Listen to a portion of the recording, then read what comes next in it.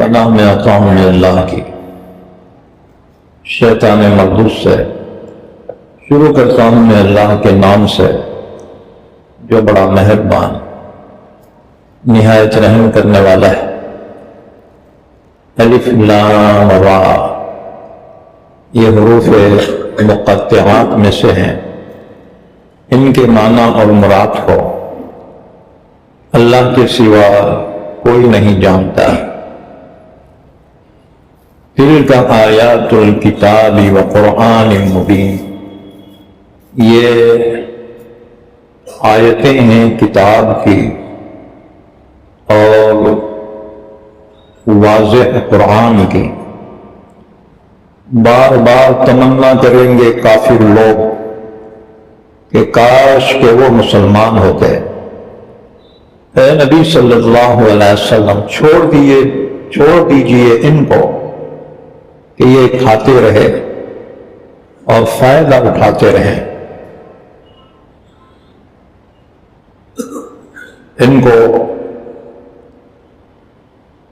امید میں لگے رہنے دیجئے، بس ان قریب یہ جان لیں گے۔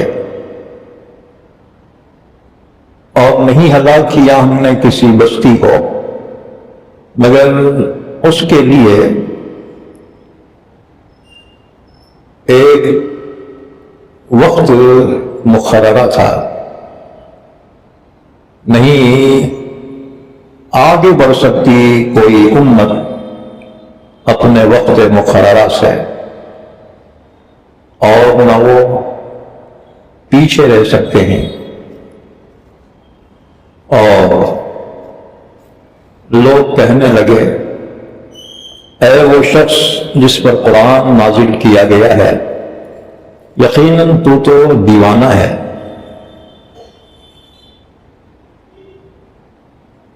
کیوں نہیں لے آتا ہمارے پاس فرشتوں کو اگر تو سچا ہے؟ تو نہیں نازل کرتے ہم فرشتوں کو مگر حق کے ساتھ، اور وہ لوگ اس وقت مہلت نہیں دیے جائیں گے۔ بے شک ہم نے ہی نازل کیا ہے ذکر یعنی قرآن کو، اور بے شک ہم ہی اس کے محافظ ہیں۔ اور یقیناً ہم نے آپ سے پہلے بہت سے رسولوں کو بھیجا،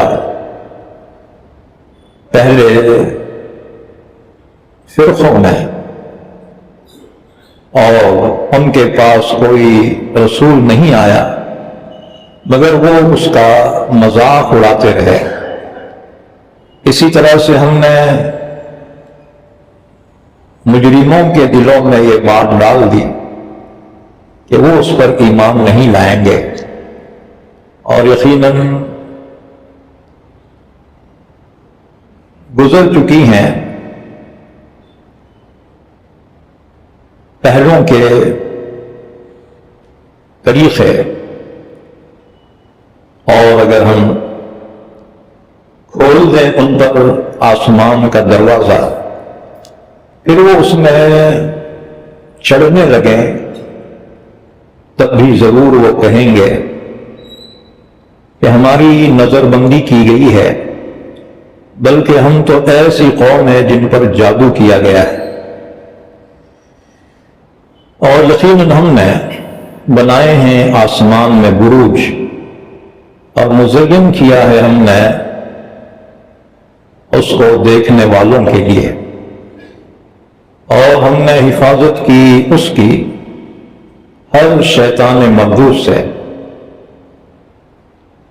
ہاں مگر چوری سے جو سن لے تو اس کے پیچھے آ جاتا ہے ایک چمکدار شعلہ، اور زمین کو ہم نے پھیلایا اور ہم نے اس میں بوجھل پہاڑ رکھ دیے، اور ہم نے اس میں اگائی ہر قسم کی چیزیں ایک اندازے کے مطابق، اور ہم نے تمہارے لیے اس میں روزیاں رکھی، اور ان کی بھی کہ جن کو تم روزی نہیں دے سکتے، اور ہر چیز کے ہمارے پاس خزانے ہیں، اور نہیں اتارتے ہم اس کو مگر ایک مقررہ اندازے کے مطابق۔ اور ہم نے بھیجی ہوائیں رس بھری ہوئی، پھر ہم نے نازل کیا آسمان سے پانی، پھر ہم نے وہ پانی تمہیں پلایا، اور تم لوگ اس کو جمع کرنے والے نہیں ہو۔ اور بے شک ہم ہی زندہ کرتے ہیں اور موت دیتے ہیں، اور ہم ہی پیچھے رہ جانے والے ہیں، اور ہم یقیناً جانتے ہیں تم میں سے آگے رہنے والوں کو، اور یقیناً ہمیں معلوم ہے پیچھے رہ جانے والے۔ اور بے شک آپ کا رب ہی ان سب کو جمع کرے گا، بے شک وہی ہے حکمت والا، جاننے والا۔ اور یقیناً ہم نے پیدا کیا انسان کو کھنکھناتے ہوئے سڑے ہوئے گارے سے، اور جن کو ہم نے پیدا کیا آگ کی لو سے، انسان سے پہلے۔ اور وہ وقت یاد کرو جبکہ آپ کے رب نے کہا فرشتوں سے، بے شک میں پیدا کرنے والا ہوں انسان کو کھنکھناتے ہوئے سڑے ہوئے گارے سے، پھر جب میں اس کو ٹھیک ٹھاک کر لوں اور اس میں اپنی جانب سے روح کو اونگ دوں تو تمام اس کے لیے سجدے میں گر جاؤ۔ تو سجدہ کیا تمام کے تمام فرشتوں نے سوائے ابلیس کے، کہ اس نے انکار کر دیا اس بات سے کہ ہو جائے سجدہ کرنے والوں کے ساتھ۔ اللہ نے فرمایا اے ابلیس، کیا ہو گیا تجھ کو کہ تو نہیں ہوا سجدہ کرنے والوں میں سے؟ کہنے لگا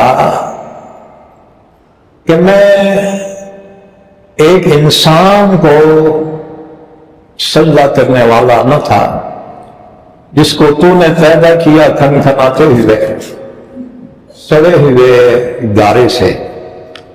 اللہ نے فرمایا نکل جا یہاں سے، بے شک تو مردود ہے، اور یقیناً تجھ پر لعنت ہے جزا کے دن تک۔ کہنے لگا میرے رب تو مجھے مہلت دے اس دن تک جس دن سارے دوبارہ زندہ کر کے اٹھائے جائیں گے۔ تو اللہ نے فرمایا بے شک تو ڈھیل دیے گئے ہوا میں سے ہے ایک وقت مقررہ تک۔ کہنے لگا اے میرے رب، جس کی وجہ سے تو نے مجھے راستے سے گمراہ کر دیا، ضرور میں مزین کر دوں گا ان کے لیے سرزمین میں، اور ضرور میں ان تمام کو گمراہ کر دوں گا سوائے تیرے ان بندوں کے جو ان میں سے چنے ہوئے ہیں۔ اللہ نے فرمایا یہ راستہ مجھ تک سیدھا پہنچتا ہے،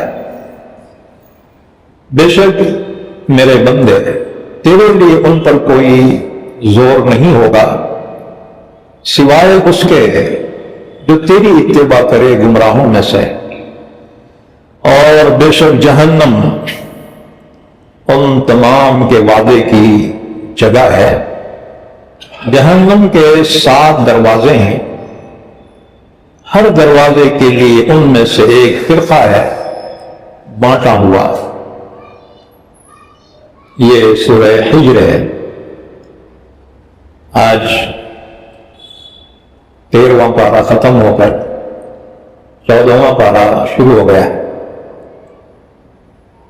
سورہ حجر مکے میں نازل ہوئی، اس میں 6 رکوع ہیں اور 99 آیتیں ہیں۔ اس سورت کا نام سورہ حجر اس لیے رکھا گیا کہ حجر ایک مقام کا نام ہے جہاں قوم سمود رہتی تھی، اور یہ مقام مدینہ اور ملک شام کے درمیان ہے، جہاں قوم سمود کی بستیاں ہوا کرتی تھی۔ اور حضور کے زمانے میں وہاں کوئی آبادی نہ تھی، بلکہ ان کی بستیوں کے کھنڈرات تھے جہاں مکے والوں کا گزر ہوتا تھا، اور یہ ان کی بستیاں جو کھنڈر تھی عبرت کے لیے تھی، لیکن مکے کے مشرکین نے اس سے عبرت حاصل نہیں کی۔ بہرحال قوم سمود کا بھی ذکر آئے گا۔ یہ سورہ حجر ہے۔ اللہ نے فرمایا الف لام را، الف لام را الگ الگ حروف ہیں، ان کو حروف مقطعات کہا جاتا ہے۔ ان کے معنی اور مراد کو اللہ کے سوا کوئی نہیں جانتا۔ دوسرا قول یہ ہے یہ راز ہیں اللہ اور اس کے رسول کے درمیان، یعنی کوڈ ورڈز ہیں یہ اللہ اور اس کے رسول کے درمیان۔ چونکہ اس میں بندوں کے لیے کوئی احکامات نہیں ہیں، اس لیے ان کے معانی کو جاننا ضروری نہیں ہے۔ جہاں احکامات ہیں وہ بالکل وضاحت کے ساتھ اللہ نے بیان کر دیے۔ یہ حروف مقطعات عربی زبان کے 29 حروف میں سے آدھے سے کم ہیں۔ عربی زبان میں حروف تہجی یعنی الفابیٹ 29 ہیں، تو ان میں سے آدھے سے کم یہ 14 حروف ہیں۔ یہ 14 حروف قرآن کے 29 سورتوں کے شروع میں آئے ہیں۔ کہیں پر ایک حرف آیا ہے جیسے نون، اسی طرح سے صاد، اسی طرح قاف، ان کو احادی کہا جاتا ہے۔ بعض سوروں کے شروع میں 2 حرف آئے ہیں جیسے یا سین 2 حرف ہیں، اسی طرح تا ہا 2 حرف ہیں، ان کو سنائی کہا جاتا ہے۔ اب بعض سورتوں کے شروع میں 3 حروف آئے ہیں جیسے یہاں الف لام را، ان کو ثلاثی کہتے ہیں۔ اور بعض سورتوں کے شروع میں 4 حروف آئے ہیں جیسے الف لام میم را، 4 حروف آئے، ان کو رباعی کہتے ہیں۔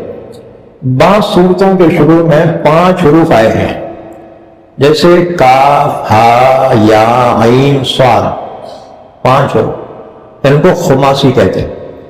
بہرحال یہ راز ہیں اللہ اور اس کے رسول کے درمیان۔ تلک آیات الکتاب وقرآن مبین، یہ کتاب کی آیتیں ہیں، کتاب سے مراد قرآن، تو قرآن مبین اور واضح قرآن کی آیتیں۔ قرآن کی صفت مبین بیان کی، مبین کے معنی واضح۔ اس سے مراد قرآن کے جتنے احکامات ہیں وہ اتنے واضح ہیں ایک عام آدمی بھی ان کو سمجھ سکتا ہے۔ ربما یود الذین کفروا لو کانوا مسلمین، بار بار تمنا کریں گے کافر کاش کہ وہ مسلمان ہوتے۔ چنانچہ اس سلسلے میں ایک حدیث مبارکہ سن لو.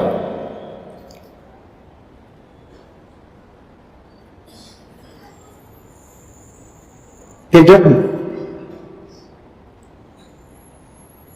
کافر جہنم میں داخل کیے جائیں گے تو ان کے ساتھ ساتھ گنہگار مسلمان بھی جہنم میں داخل کیے جائیں گے.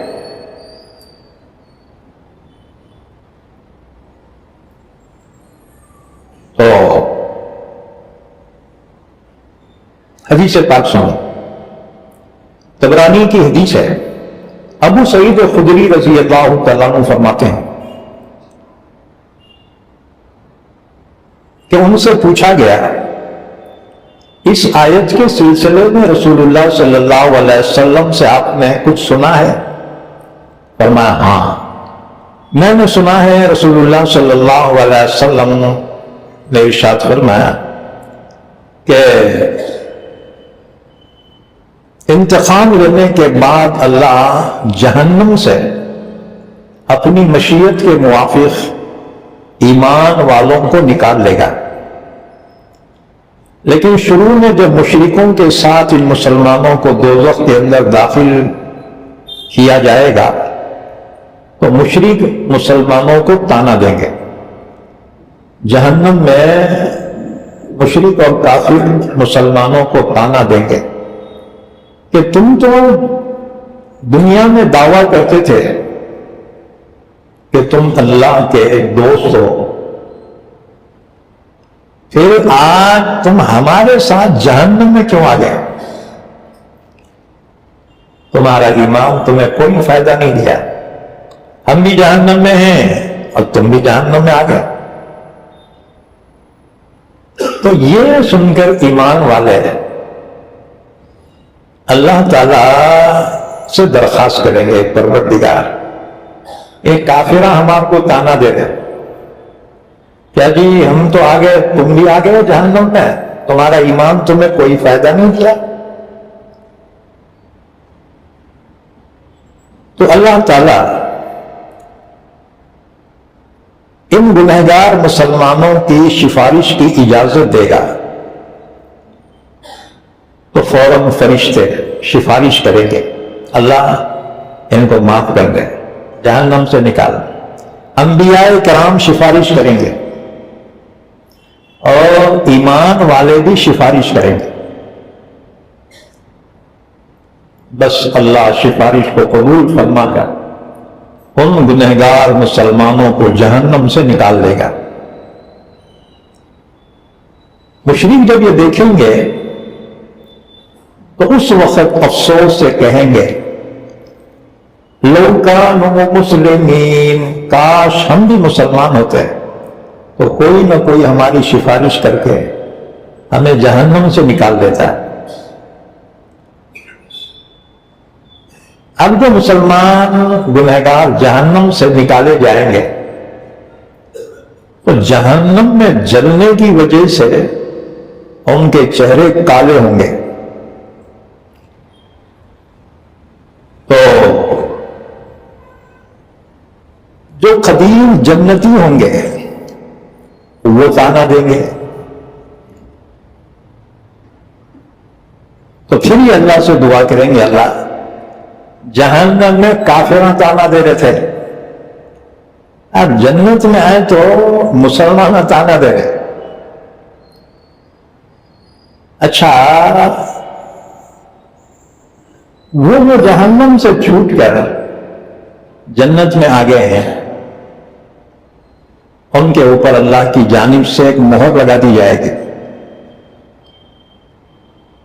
اور اس پہ ہوگا اتقاء من الرحمن. یہ جہنم کے قیدیاں رحمان کی جانب سے آزاد کیے گئے ہیں. وہ پرانے جنتی تانا دیں گے کیا رے تم جو ہے اللہ کی جانب سے سفارش کے طور سے چھوڑ دیے گئے. اب یہ کہیں گے اللہ اب تو یہ جنتی بھی ہمارے کو تانا دے رہے ہیں، اے ہمارے پروردگار یہ مہر ہمارے سے مٹا دے۔ اللہ تعالیٰ ان کو حکم دے گا جاؤ، جنت کے قریب میں ایک تالاب ہوگا، ان سے کہا جائے گا کہ اغتسل فی ھذا الغدیر، جا اس تالاب میں نہا لے۔ وہ اصل میں آب حیات ہوگا، جیسے اس میں غوطہ لگائیں گے باہر نکلیں گے تو اتنے روشن چمکدار گورے خوبصورت ہو جائیں گے جیسے 14ویں رات کے چاند کی طرح سے، اور وہ جو مہر ہے وہ مہر مٹ جائے۔ تو بہرحال جب انبیاء اور فرشتے سفارش کریں گے تو جہنمی جہنم سے نکالے جائیں گے۔ اس وقت جہنم میں جو مشرکین ہیں وہ کہیں گے ارے کوئی ہے ہماری بھی سفارش کرنے والا، کہ مسلمانوں کی سفارش کرے تو انہوں جہنم سے نکال دیے گئے، جنت میں پہنچائے گئے، ہمارے لیے بھی کوئی سفارش ہے؟ تو ان کا کوئی سفارش ہی نہیں ہوگا۔ اس وقت اللہ تعالیٰ حکم دے گا جس کے دل میں ذرہ برابر بھی ایمان ہے اسے بھی جہنم سے نکال کر جنت میں داخل کر۔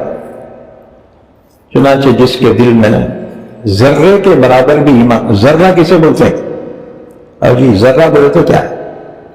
یاد رکھو، ذرہ کہتے ہیں چھوٹی چونٹی کو، بہت باریک رہتی نا، وہ چشمے والوں کو چشمہ نکال کے دکھتی نہیں ہو، ایک بات سمجھ رہے، ایک دم باریک چونٹی ہے نا، اسے بولے ہیں ذرہ۔ دوسرا قول یہ ہے کہ جب سورج نکلتا ہے نا تو اس کی کرنیں پڑتی ہیں، دیکھو کسی روشن دان سے اس کی کرنیں آ رہی ہیں سورج کی، اس کے اندر جو ذرے نظر آتے ہیں نا، ذرے، اسے کہیں گے ذرہ۔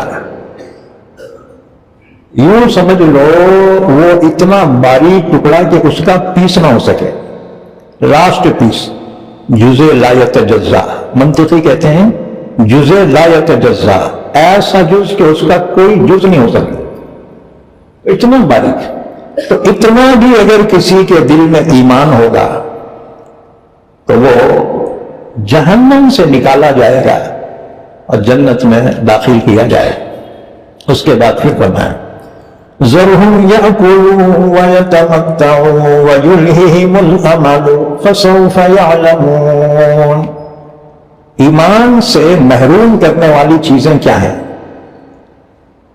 وہ ہے دنیا کے عیش میں مبتلا ہونا۔ دنیا کے عیش میں جو مبتلا ہوتے ہیں نا وہ ایمان سے محروم ہو جاتے ہیں، انہیں آخرت کی کوئی فکر نہیں ہوتی۔ اسی طرح سے ایمان سے محروم وہ ہوتے ہیں جن کے دل سخت ہو جاتے ہیں۔ اس کے بعد ایک حدیث سن لو، حضرت انس رضی اللہ تعالیٰ عنہ فرماتے ہیں رسول اللہ صلی اللہ علیہ وسلم نے فرمایا 4 چیزیں بدبختی کی علامت ہیں، 4 چیزیں بدبختی اور بدنصیبی کی علامتیں ہیں۔ نمبر 1، آنکھوں سے آنسو جاری نہ ہونا، یعنی اپنے گناہوں پر نادم نہ ہونا، کیونکہ اپنے گناہ پہ جو نادم ہوتا ہے نا اس کی دعا میں کیفیت پیدا ہوتی ہے اور آنکھوں سے آنسو جاری ہوتے۔ اسی لیے اللہ کے رسول نے فرمایا دوسری حدیث میں اللہ سے جب دعا مانگو تو رو، اور اگر رونا نہ آئے فَتَبَاكُوا، رونے کی صورت بناؤ تاکہ اللہ کو رحم آ جائے. اب ہمارے بعض بھائیاں بولتے دعا نہیں ہے. ہاں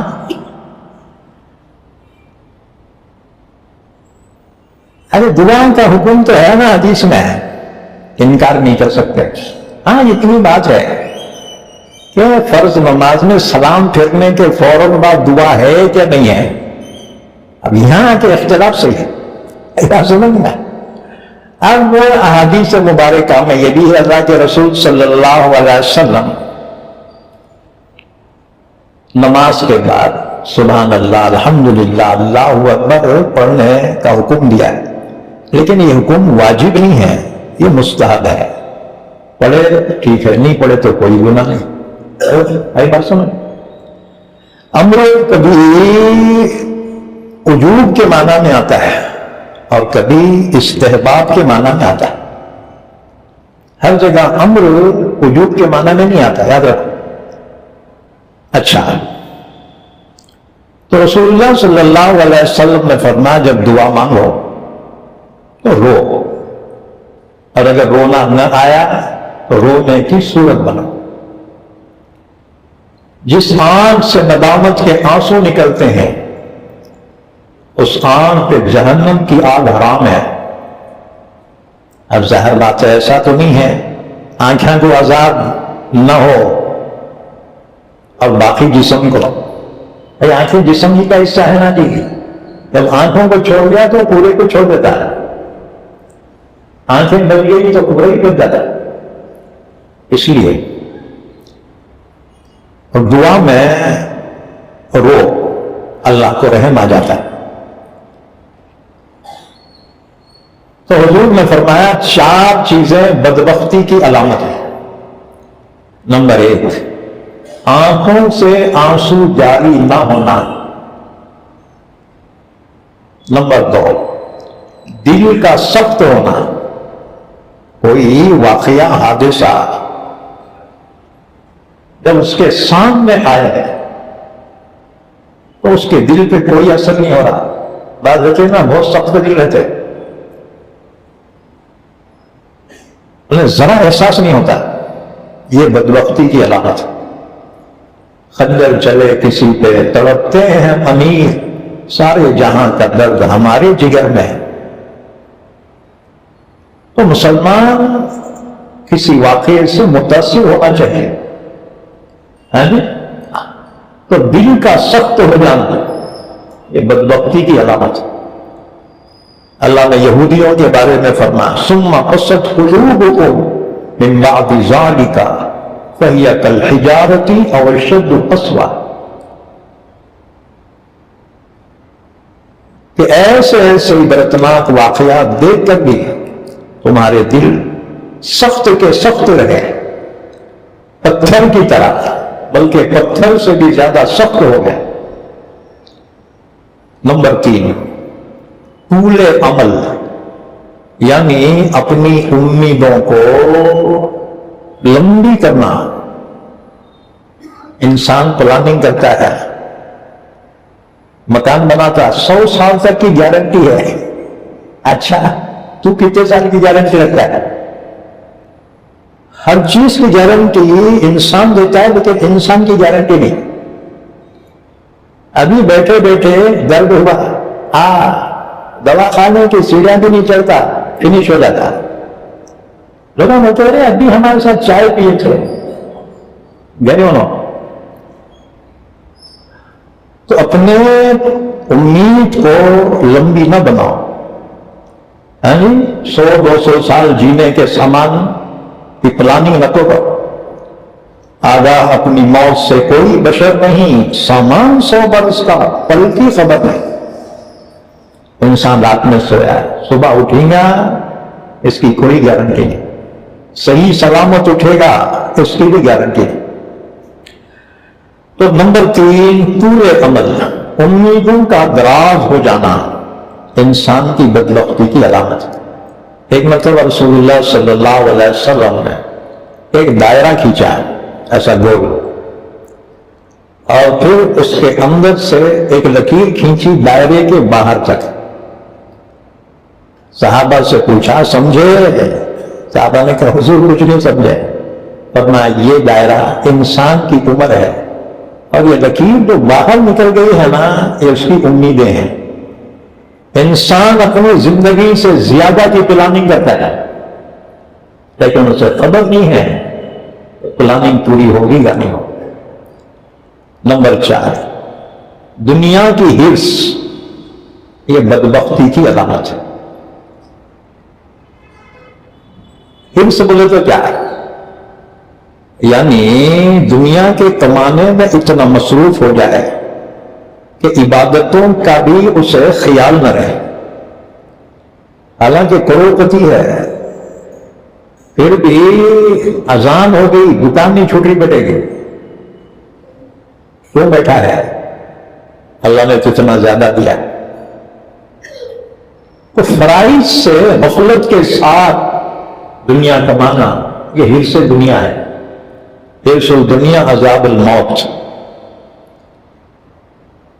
तो एक है जरूरत के मुताबिक कमाना, ये भी ऐसी फर्ज है जैसे नमाज फर्ज है। फैज़ा क़ुज़ियतिस सलातु फंतशिरू फिल अर्ज़ि वब्तगू मिन फ़ज़लिल्लाह। जब नमाज हो गई, चलो यहां से छूटो, जाओ दुकान में, मार्केट में, ऑफिसों में, खेती वाला खेत में, हुनर पेशे वाला अपने हुनर पेशे में, मजदूर अपने काम पर, चलो निकलो यहां से मस्जिद से। वब्तगू मिन फ़ज़लिल्लाह, और अल्लाह के फजल को तलाश करो। अल्लाह का फजल बोले तो रोजी, या फजल के माने रोजी है, याद रखो।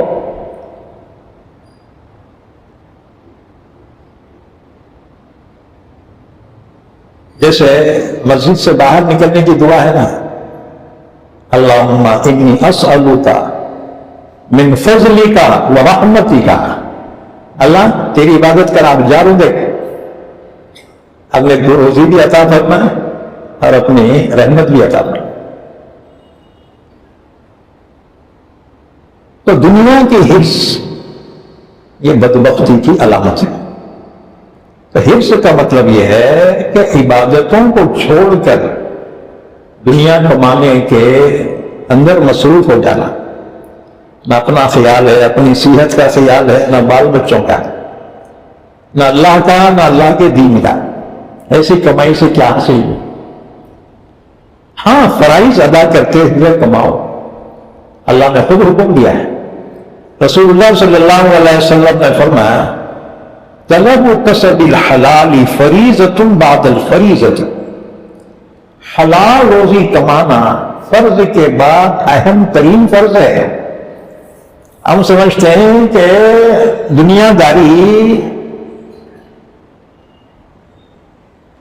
दुनिया कमाने को कहते हैं, ना, बल्कि दुनियादारी अगर अल्लाह के हुक्म के मुताबिक है तो वो भी दीन है।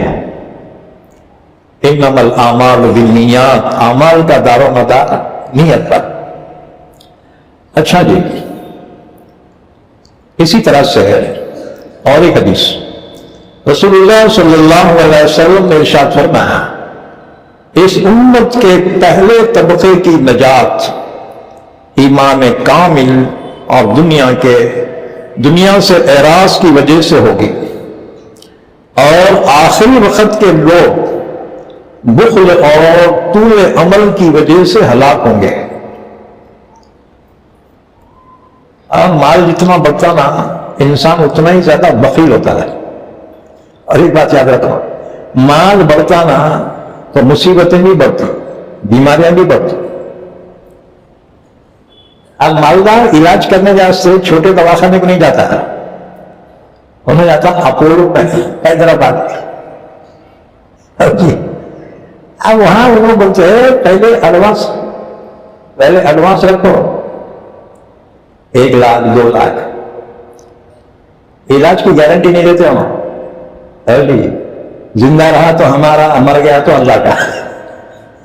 अरे वो सही है, मेरा तो फीस कहीं दे रहा थे। अब हम बोलेंगे नहीं, प्रोसीजर है, लेना पड़ता है। याद रखो, اللہ نے جو تمہیں روزی دی ہے نا اس میں مطمئن ہو جاؤ، کماؤ۔ اللہ نے حکم دیا اتنا کماؤ کہ تم پہ زکوٰۃ فرض ہو جائے۔ زکوٰۃ کیا غریبوں پہ فرض ہوتی کیا دیا؟ مالداروں پہ ہے نا۔ تو اللہ نے مال کمانے سے منع نہیں کیا ہے، بلکہ تم اپنی نیت صحیح کرو، دل میں لالچ اور حرص نہ۔ تو فرمایا ذرہم یأکلوا ویتمتعوا، ان کو چھوڑ دو ان کے حال پر، کہ کھاتے رہے مزے اڑاتے رہے دنیا میں۔ وَيُلْهِهِمُ الْأَمَلُ، ان کو امیدوں نے غفلت میں ڈال رکھا ہے۔ فَسَوْفَ يَعْلَمُونَ، ان قریب جان لیں گے، آخرت میں ان کو احساس ہو جائے گا۔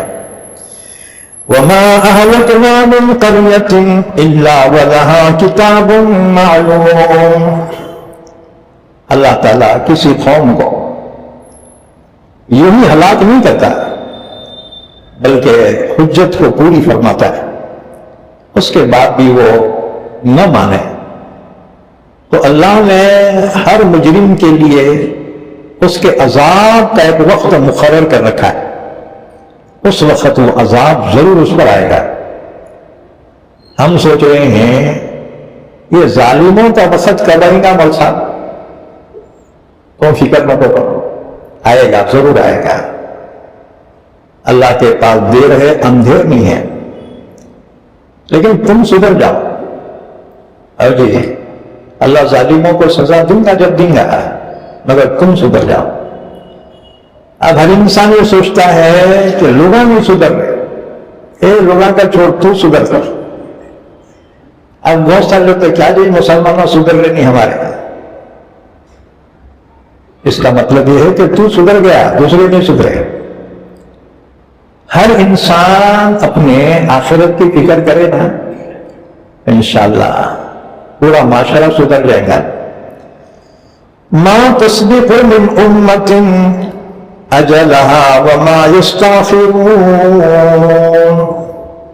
جس کا وقت مقررہ ہے وہ قوم ایک سیکنڈ بھی نہ آگے بڑھ سکتی ہے نہ پیچھے رہ سکتی، اسی وقت اللہ کا عذاب ان کو پکڑ لیتا ہے۔ وَقَالُوا يَا أَيُّهَا الَّذِي نُزِّلَ عَلَيْهِ الذِّكْرُ إِنَّكَ لَمَجْنُونَ، رسول اللہ صلی اللہ علیہ وسلم نے کافروں کو ایمان کی دعوت پیش کی اور قرآن کریم پڑھ کر سنایا اللہ کا کلام۔ کافروں نے کہا اے وہ شخص جس پر قرآن نازل ہوا ہے تو دیوانہ ہو گیا ہے۔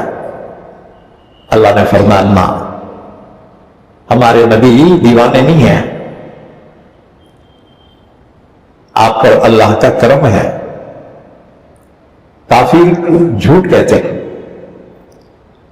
تو معلوم ہے ہوا کہ جب نبی کو دیوانہ کہا تو دینداروں کو بھی دنیا دیوانہ سمجھتی۔ تو اٹھے چھوٹے میں نمازاں پڑھ رہے ہیں، اٹھے چھوٹے جماعتوں میں چلا رہے، کیا دیوانے لوگ ہیں؟ یاد رکھو، کسی کے کہنے کی وجہ سے اپنے مقصود کو چھوڑنا عقل مندی نہیں ہے۔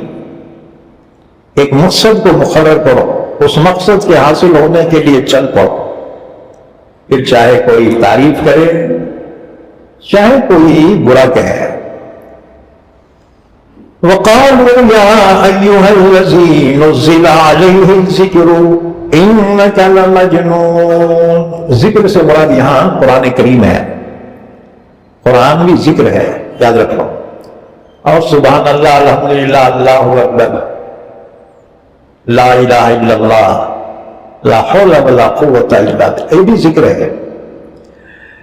اسی طرح سے نماز بھی ذکر ہے۔ اللہ نے فرمایا وَأَقِمِ الصَّلَاةَ لِذِكْرِي، نماز کا اہتمام کرنا میری یاد کے لیے، میرے ذکر کے لیے۔ تو رسول اللہ صلی اللہ علیہ وسلم ان کو کافروں نے نعوذ باللہ دیوانہ کہا۔ اور ہر نبی کو یہ کہا جاتا ہے لَوْ مَا تَأْتِينَا بِالْمَلَائِكَةِ إِن كُنْتَ مِنَ الصَّادِقِينَ۔ کافر کہنے لگے اگر آپ اللہ کے رسول ہیں تو فرشتوں کو اپنے ساتھ لانا چاہیے تھا نا، فرشتے کیوں نہیں لے آیا؟ اگر آپ سچے نبی ہیں تو آپ کے باڈی گارڈ فرشتے ہونا تھا، آپ کے ساتھ فرشتے ہونا تھا۔ اللہ نے فرمایا ان کو فرشتوں کی بہت تمنا ہے نا، ہم فرشتے اس وقت بھیجتے ہیں جب کافروں پہ عذاب نازل کرنا ہوتا ہے، بہت شوق ہے ان کو عذاب کا، جب فرشتے آئیں گے نا عذاب لے کر پھر ان کو مہلت نہیں دی جائے۔ مَا نُنَزِّلُ الْمَلَائِكَةَ إِلَّا بِالْحَقِّ، ہم نہیں اتارتے فرشتوں کو مگر حق کے ساتھ، یعنی عذاب دے کر۔ جیسے فرشتے جنگ بدر میں آئے تھے اور کافروں کو انہوں نے سزا دی تھی، 3000 فرشتے اللہ نے نازل کیے تھے ایمان والوں کی مدد کے لیے، اور اللہ نے ان کو حکم دیا تھا دیکھو تمہارے کو لڑنے کے واسطے نہیں بھیج رہے، مسلمانوں کو ہمت دلانے کے لیے بھیج رہے۔ سَأُلْقِي فِي قُلُوبِ الَّذِينَ كَفَرُوا الرُّعْبَ، کافروں کے دلوں میں میں رعب ڈال دوں گا، لہذا تم کیا کرنا؟ فَاضْرِبُوا فَوْقَ الْأَعْنَاقِ وَاضْرِبُوا مِنْهُمْ كُلَّ بَنَانٍ، جو کافر طاقتور پڑے مسلمان پر پھر اس کی گردن پہ مارو اور اس کے پور پہ مارو، یعنی اس کی ہڈیاں کو پانی پلا بیٹھے گئے۔ اس لیے بدر میں جو صحابہ تھے وہ بعض صحابہ کہتے ہیں ہمیں کافر کے پیچھے مارنے کو دوڑے تو مارنے سے پہلے مر جا رہا ہوں میں، ابھی مارے بھی نہیں میں مر جا رہا۔ حضور نے فرمایا آج فرشتے آئے ہوئے ہیں تمہاری مدد کے لیے، اور فرشتے جب مارتے تھے نا تو نشان ایسا پتا ہے جیسے کسی نے داغ دیا ہے۔ حضور کے چچا عباس بہت ہیٹے تھے، اونچے پڑے، کافر ان کو زبردستی لائے دے پکڑ کے۔ چنانچہ جنگ بدر میں اللہ کی مدد سے ایمان والے کامیاب ہو گئے، 70 کافر مارے گئے، 14 مسلمان شہید ہو گئے اور 70 کافر گرفتار ہو گئے۔ اتنے اونچے ہوئے حضرت عباس بعد میں مسلمان ہوئے، تو بدر میں قیدی بن کے آئے اور ان کو پکڑ کے لانے والے کون تھے؟ گٹے صحابی۔ ایک گٹے صحابی اتنے پہاڑ جیسے آدمی کو رسیاں بن کے پکڑ کے لانا، صحابہ نے کہا اتنا مختصر مفید آدمی چھوٹا سا اتنے لمبے آدمی کیسا پکڑا ہوا ہے؟ بولے وہ کیا ہے کہ میرے کو بن کے دی جاؤ بول کے میں لے کے آیا۔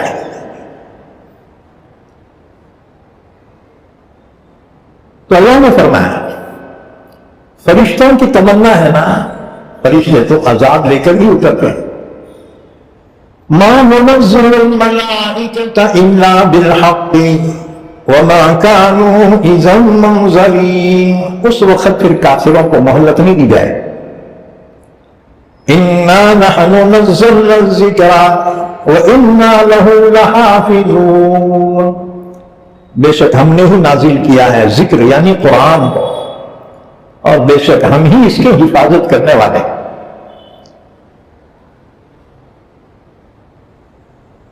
باقی کتابوں کی حفاظت کی ذمہ داری اللہ نے امتوں کو دی تھی، تورات کی حفاظت کی ذمہ داری یہودیوں کو تھی، اور انجیل کی حفاظت کی ذمہ داری عیسائیوں کو دی تھی کہ پڑھو، عمل کرو اور حفاظت کرو۔ بھلا انسان کیا حفاظت کر سکتا ہے؟ اس لیے نہ تورات باقی رہی، نہ انجیل، نہ زبور باقی رہی۔ بِمَسْتُحْفِظُوا مِنْ كِتَابِ اللَّهِ، ان کی کتابوں کی حفاظت کی ذمہ داری امتوں کو دی گئی تھی، اور وہ حفاظت نہیں کر سکے، کتابیں اٹھا لی گئی۔ لیکن قرآن کریم قرآن کی حفاظت کی ذمہ داری اللہ نے امت پہ نہیں ڈالی بلکہ خود لی. اِنَّا نَحْنُ نَزَّلْنَا الذِّكْرَ، بے شک ہم نے ہی قرآن کو نازل کیا ہے. وَإِنَّا لَهُ لَحَافِظُونَ، اور ہم خود اس کے محافظ. ذکر کے معنی آتے ہیں نصیحت کے، اور قرآن یہ نصیحت نامہ ہے، یہ گائیڈ بک ہے، یہ مارگ درشک ہے. زندگی کیسے گزارنا چاہیے جس سے اللہ راضی ہو جائے، وہ قرآن پاک بیان کرتا ہے. اور پریکٹیکل اللہ کے رسول نے اپنے حیات مبارکہ سے فرمایا. تو قرآن کی حفاظت کی ذمہ داری اللہ نے دی ہے، لہذا دنیا کی کوئی طاقت قرآن کا ایک حرف بھی بدل نہیں سکتا. پوری دنیا کی طاقت. یہ قرآن کا معجزہ کیا کم ہے کہ قرآن کو نازل ہو کے 1450 سال ہو گئے. 1450 سال قرآن کو نازل ہو کر ہو گئے. ہر زمانے میں اسلام کے دشمنوں نے قرآن میں تبدیلی کی کوشش کی لیکن کر نہ سکے. آج کے کمپیوٹر کے زمانے میں بھی قرآن پاک میں فالٹ نکالنے کی کوششیں کی جاتی رہی لیکن قرآن میں کوئی فالٹ نکال نہ سکے. اگر نکال لیتے نا تو پھر ان کو ضرورت نہیں تھی 3 طلاق پہ وبال مچانے کی. 3 طلاق پہ، پردے پر اور قربانی کے جانوروں پر ان کو بحث کی ضرورت نہیں تھی. ڈائریکٹ حملہ کرتے تھے، تمہارے قرآن میں یہ بات ہے. لیکن پورے دنیا کے دشمنان اسلام کی جرت نہیں ہے کہ قرآن کے بارے میں کوئی فالٹ نکال سکے. باقی اور چیزوں میں تو کوشش کر رہے ہیں، کامیابی ہو رہے ہیں، لیکن آج تک 1450 سال ہو گئے کسی کافر نے، یہودی نے، عیسائی نے، کمیونسٹ نے، کسی بت پرست نے جرت نہیں کی کہ قرآن کے بارے میں یہ کہہ سکے قرآن میں فالٹ ہے. ای بات سمجھنا ہے کہ قرآن کا معجزہ ہے، زندہ معجزہ ہے یہ قرآن کا. قرآن پورے دنیا کو چیلنج کر رہا ہے. اگر یہ اللہ کا کلام نہیں ہے، آؤ اس میں فالٹ نکال کر دیکھو. 1450 سال سے پورے دنیا کفر خاموش ہے، تو باقی چیزوں پہ تو اور برابر کوششیں کر رہے ہیں، لیکن قرآن کے بارے میں آج تک کسی نے جرت نہیں کی. انشاءاللہ جب تک قرآن باقی رہے گا قیامت کے قریب تک کوئی اس میں فالٹ نکال نہیں سکتا. ہاں، قیامت کے قریب میں ایک وقت آئے گا اللہ قرآن کو اٹھا لے گا. یہ قرآن قیامت کے قریب اٹھا لیا جائے گا اور سینوں سے، ذہنوں سے بھلا دیا جائے گا. جب تک قرآن ہے مسلمان باقی رہے گا، جب تک کعبۃ اللہ ہے مسلمان باقی رہے گا اور یہ دنیا کا نظام باقی رہے گا. جب اللہ اس دنیا کے نظام کو فنا کرنا چاہے گا تو قرآن اٹھا لیا جائے گا اور کعبۃ اللہ منہدم ہوگا. اس کے بعد پھر نہ حج ہوگا نہ عمرہ ہوگا اور پھر اللہ قیامت قائم کر دے گا. قیامت سے پہلے ایمان والے بھی اٹھا لیے جائیں. ایک ہوا چلے گی، دنیا میں جتنے ایمان والے ہیں ان کے بغلوں کے نیچے سے اسی وقت سارے بیک وقت فوت ہو جائیں گے. پوری دنیا کے مسلمان من جانب اللہ سب کا انتقال ہو جائے گا. اس کے بعد دنیا میں صرف کافر اور شریر لوگ باقی رہیں گے اور انہی کافروں اور شریروں پر قیامت قائم ہوگی. صحیح بات سمجھ میں؟ تو اللہ تعالیٰ نے قرآن کی حفاظت کی ذمہ داری دی ہے. اس سلسلے میں ایک واقعہ مفسر قرآن علامہ قرطبی نے بیان کیا. قرطبہ یہ اندلس میں ہے جہاں 800 سال مسلمانوں کی حکومت رہی. تو امام قرطبی نے ایک واقعہ لکھا ہے. امیر المومنین مامون الرشید کے دربار میں، کہ مامون الرشید ہارون الرشید کے بیٹے ہیں، ہارون الرشید کے بعد یہ خلیفہ بنے مامون الرشید. تو مامون الرشید کے دربار میں ایک واقعہ پیش آیا. مامون الرشید کی عادت تھی کبھی کبھی اس کے دربار میں علمی مسائل پر بحث مباحثے اور مذاکرے ہوتے تھے، جس میں ہر اہل علم کو آنے کی اجازت تھی اس بحث میں حصہ لینے کی.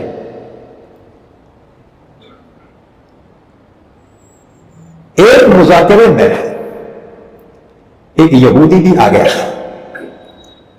جو صورت، شکل اور لباس وغیرہ کے اعتبار سے بھی ایک ممتاز آدمی معلوم ہوتا تھا. پھر گفتگو ہوئی تو اس نے گفتگو میں حصہ لیا. بڑا فصیح، بلیغ اور عاقلانہ اس نے گفتگو کی. جب مجلس ختم ہو گئی تو مامون الرشید نے اس کو بلا کر پوچھا کہ تم اسرائیلی ہو؟ اس نے کہا جی. دیکھو اسرائیلی بولے تو ان کا خاندانی نام ہے اور یہودی مذہبی نام ہے. اس نے اقرار کیا. مامون الرشید نے اس کا امتحان لینے کے لیے اس سے کہا اگر تم مسلمان ہو جاؤ تو ہم تمہارے ساتھ بہت اچھا سلوک کریں گے. اس نے جواب دیا میں تو اپنے اور اپنے باپ دادا کے دین کو نہیں چھوڑ سکتا. مامون الرشید نے کہا کوئی بات نہیں، دل کی مرضی. وہ شخص چلا گیا. پھر 1 سال گزرنے کے بعد یہی یہودی مسلمان ہو کر آیا اور اس نے مجلس میں فقہ اسلامی کے موضوع پر بہترین تقریر کی اور بہترین تحقیق پیش کی. جب مجلس ختم ہوئی تو مامون الرشید خلیفہ نے اس کو بلا کر کہا تم وہی ہو نا 1 سال پہلے اس مجلس میں آئے تھے؟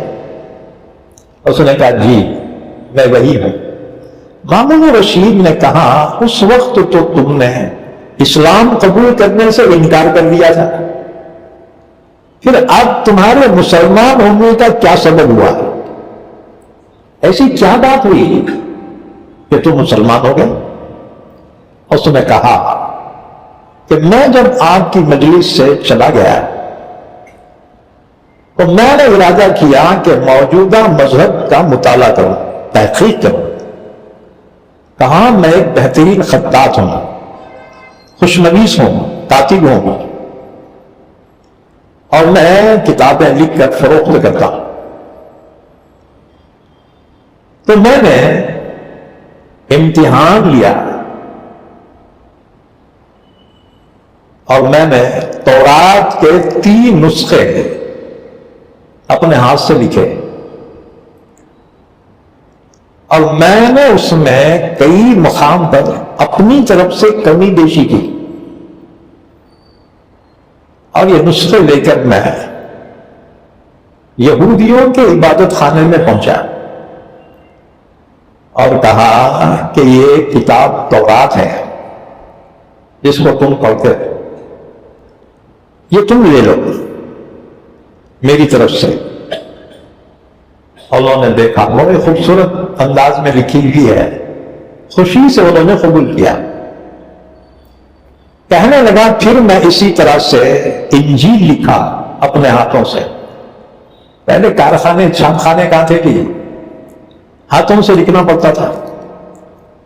تو کہا میں نے انجیل کے بھی 3 نسخے لکھے بڑی خوبصورت اور میں چرچ میں پہنچا اور وہ 3 نسخے میں نے مذہبی رہنماؤں کو پیش کیے، انہوں نے دیکھا حالانکہ میں نے اس میں کمی زیادتی کی، آگے پیچھے کر لیا، کمی زیادتی کی، ان لوگوں نے بغیر تحقیق کیے ہوئے اس کو قبول کر لیا۔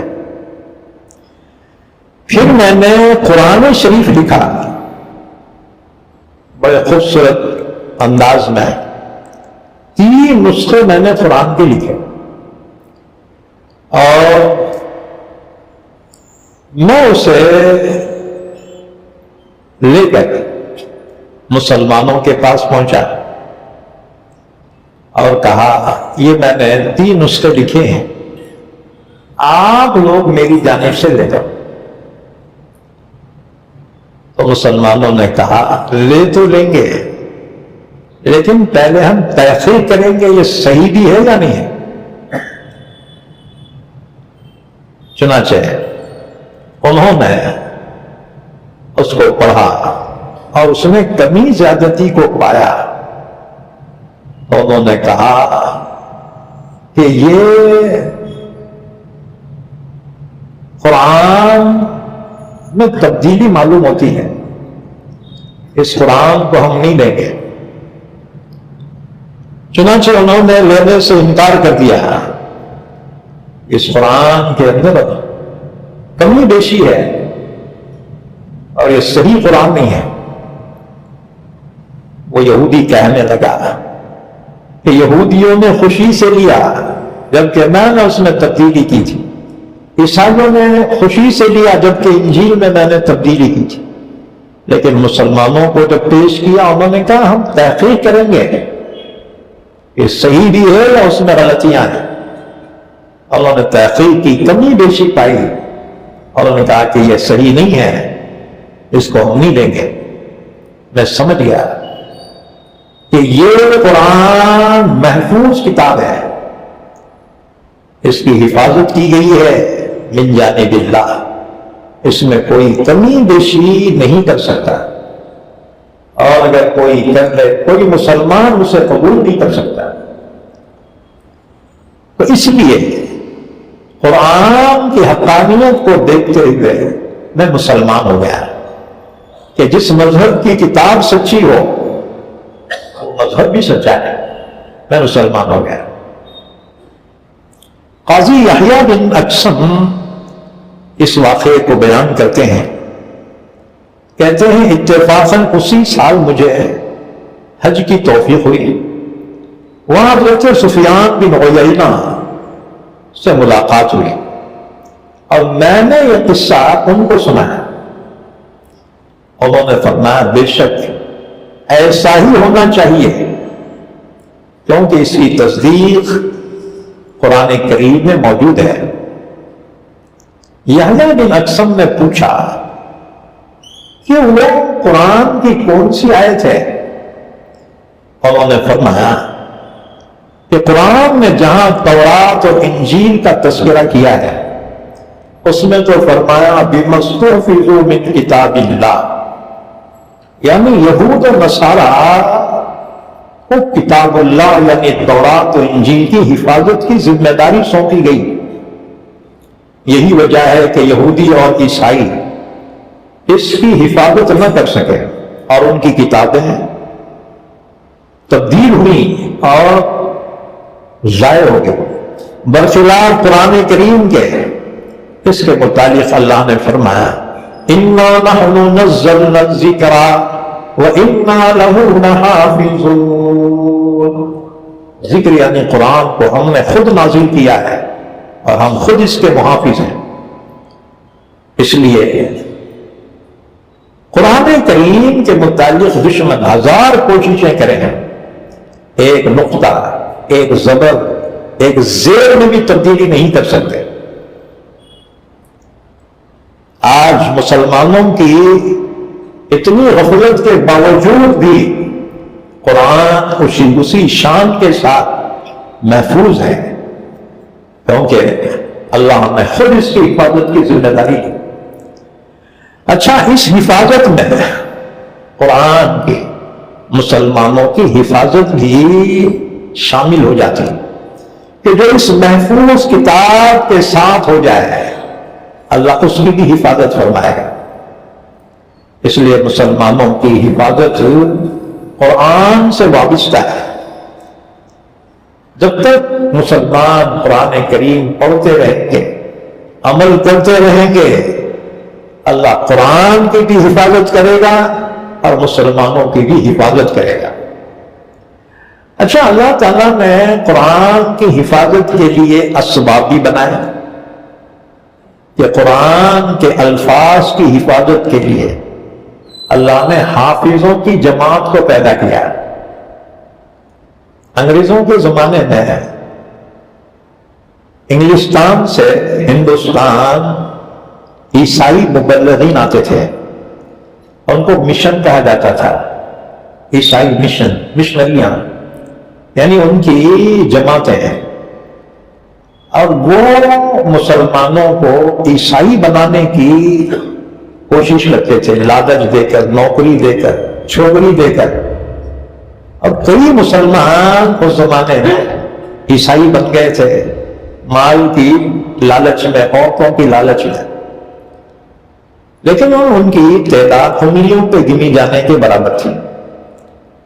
تو عیسائی مشنریاں ہندوستان میں آتی تھی، انہوں نے سروے کیا کہ مسلمانوں کے پاس حکومت بھی نہیں رہی، مال نہیں رہا، پھر یہ اسلام پر پھر بھی کیوں قائم ہے؟ تو معلوم ہوا یہ قرآن کی وجہ سے مسلمان اسلام پر قائم ہے، کہ ان کو قرآن سے اتنی محبت ہے کہ مسلمان ہر چیز برداشت کر سکتا ہے، لیکن قرآن کی تنقیص اور حضور کی شان میں گستاخی برداشت نہیں کر سکتا۔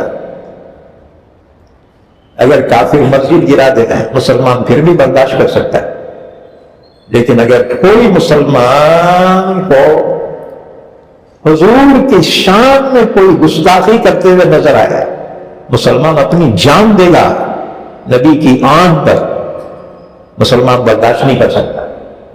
اس لیے اسلام دشمن ہمیشہ مسلمانوں کو جذبات دلانے کے لیے حضور کی شان میں گستاخی کرتے ہیں، جیسے فرانس میں ہو رہا ہے، قرآن پاک کو جلایا گیا، نعوذ باللہ، حضور کی شان میں گستاخی کی گئی، تو کئی ایمان والے حضور کی آبرو پر قرآن کی حفاظت کے لیے شہید ہو گئے۔ اور ایک مسلمان نے تو یہاں تک کہا کہ اگر تم نے یہ سلسلہ بند نہیں کیا تو ہم انجیل کو جلا دیں گے۔ اب عیسائی دنیا بھڑک اٹھی کہ ہماری انجیل کو جلائیں گے، اور انہوں نے کہا ہاں، جب تک تم قرآن کو جلاؤ گے ہم انجیل کو جلا دیں گے، بس بہت ہو گیا احترام۔ تو وہاں کی حکومت قانون بنانے جا رہی ہے، قانون بنانے جا رہی ہے کہ اب کوئی قرآن پاک کی شان میں گستاخی نہیں کر سکتا۔ بہرحال دو چیزوں سے ایمان والوں کا ایمان کا امتحان ہوتا ہے، ایک محبت رسول سے اور ایک قرآن کریم کے احترام سے۔ مسلمان سب برداشت کرنے کا، لیکن یہ دو چیزوں کی گستاخی کبھی برداشت نہیں کرے گا، چاہے وہ مسلمان کتنا ہی گنہگار کیوں نہ ہو، کتنا ہی بدکار کیوں نہ ہو، لیکن جب اللہ کے رسول کی شان میں گستاخی کرے اس کی ایمان کی چنگاری شعلہ بن جاتی ہے، اور کفر کے اندر ان کو خاکستہ کر کے رکھ دیتے ہیں۔ تو بہرحال اللہ نے فرمایا کہ قرآن جو ذکر ہے، نصیحت نامہ ہے، ہم نے نازل کیا ہے اور ہم خود اس کے محافظ ہیں۔ اللہ جس کی حفاظت کرے پوری دنیا مل کر اس کو مٹا نہیں سکتی۔ اس لیے قرآن 1450 سال پہلے جس طرح نازل ہوا تھا اسی شان کے ساتھ حرف بحرف آج تک موجود ہے۔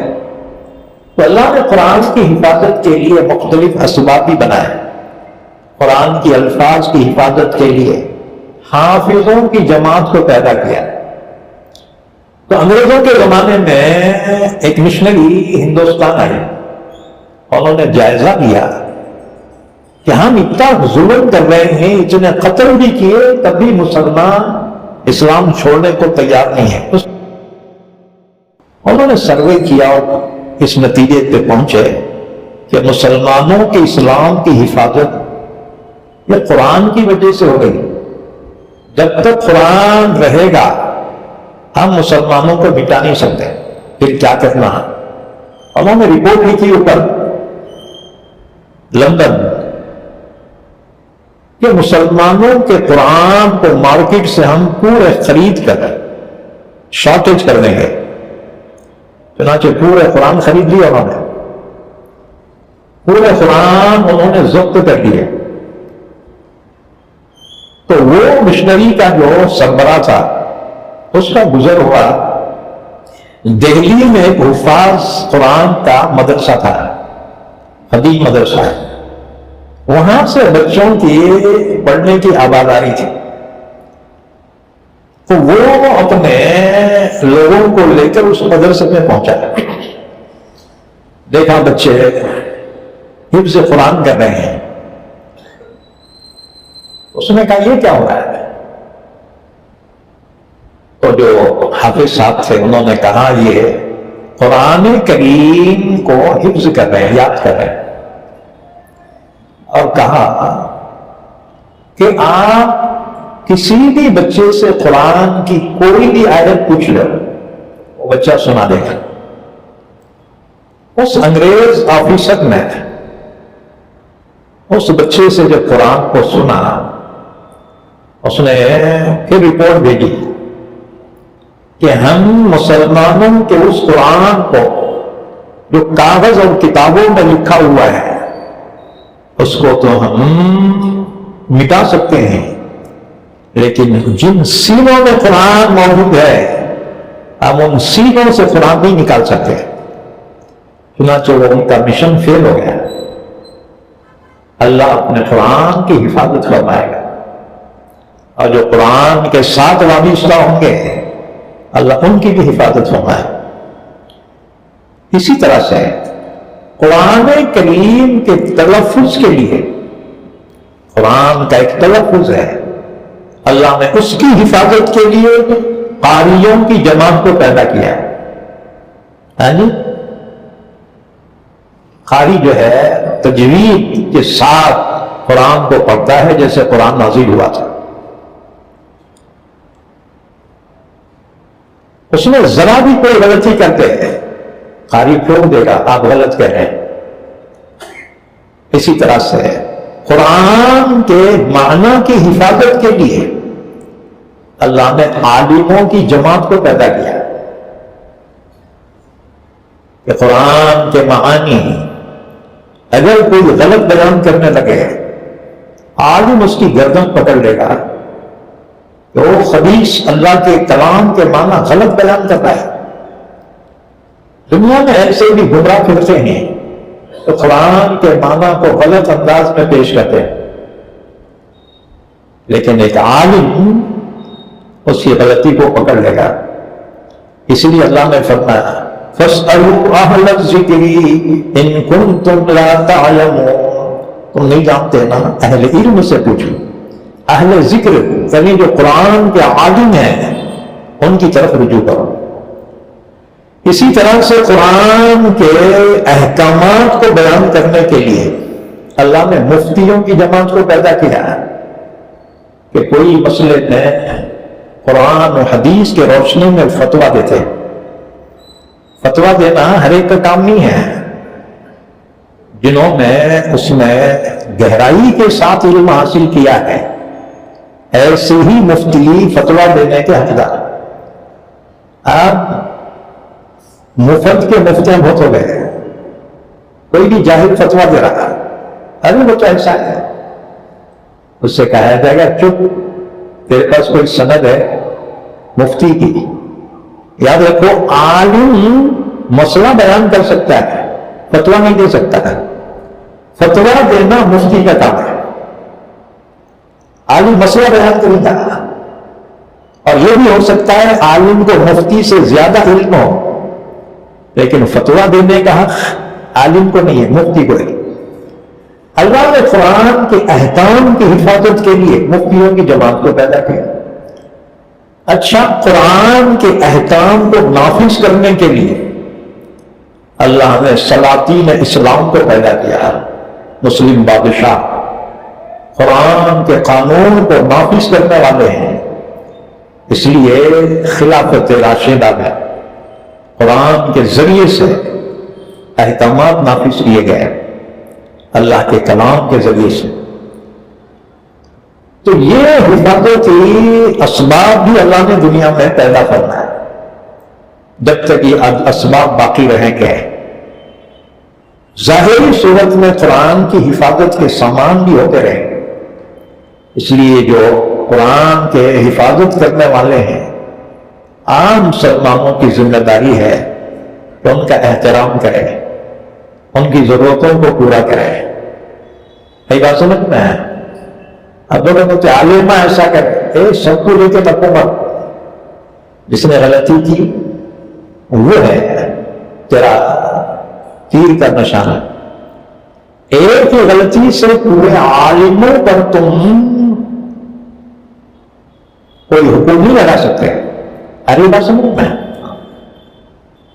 عالموں، حافظوں، قاریوں، مفتیوں کی عزت کے لیے اتنا ہی کافی ہے کہ وہ قرآن کی خدمت میں لگے ہوئے۔ تمہارے کو تو فرصت نہیں ہے نا، تمہارے بیپارہ مار کھا جاتے ہیں۔ ایک جماعت قرآن کی خدمت میں لگی ہوئی ہے تو ان کا احترام کرو۔ آگے فرمایا وَلَقَدْ أَرْسَلْنَا مِن قَبْلِكَ فِي شِيَعِ الْأَوَّلِينَ وَمَا يَأْتِيهِم مِّن رَّسُولٍ إِلَّا كَانُوا بِهِ يَسْتَهْزِئُونَ۔ جب مشرکین عرب نے حضور صلی اللہ علیہ وسلم کا مذاق اڑایا تو حضور کو بڑا صدمہ ہوا۔ اللہ نے آپ کی تسلی کے لیے آیت نازل فرمائی، میرے حبیب آپ کوئی پہلے نبی نہیں ہیں کہ جن کا قوم نے مذاق اڑایا، آپ سے پہلے بھی نبیوں کا مذاق اڑایا گیا، لہذا آپ دل پہ نہ کو لو، آپ ان کو معاف کرنا اور اللہ کے دین کی دعوت پیش کرتے ہیں۔ فرمایا وَلَقَدْ أَرْسَلْنَا مِن قَبْلِكَ فِي شِيَعِ الْأَوَّلِينَ، پچھلی قوموں میں بھی ہم نے نبیوں کو بھیجا۔ وَمَا يَأْتِيهِم مِّن رَّسُولٍ إِلَّا كَانُوا بِهِ يَسْتَهْزِئُونَ، جب بھی ان کے پاس رسول آئے قوموں نے ان کا مذاق اڑایا۔ كَذَلِكَ نَسْلُكُهُ فِي قُلُوبِ الْمُجْرِمِينَ، اسی طرح سے ہم نے ان گنہگاروں کے دلوں میں یہ بات ڈالی، لا يؤمنون به، نبیوں پہ ایمان نہیں لائے۔ دیکھو توفیق تو اللہ کے اختیار میں ہے، اللہ جسے چاہے توفیق دے۔ وَقَدْ خَلَتْ سُنَّةُ الْأَوَّلِينَ، پچھلوں کا طریقہ گزر چکا ہے۔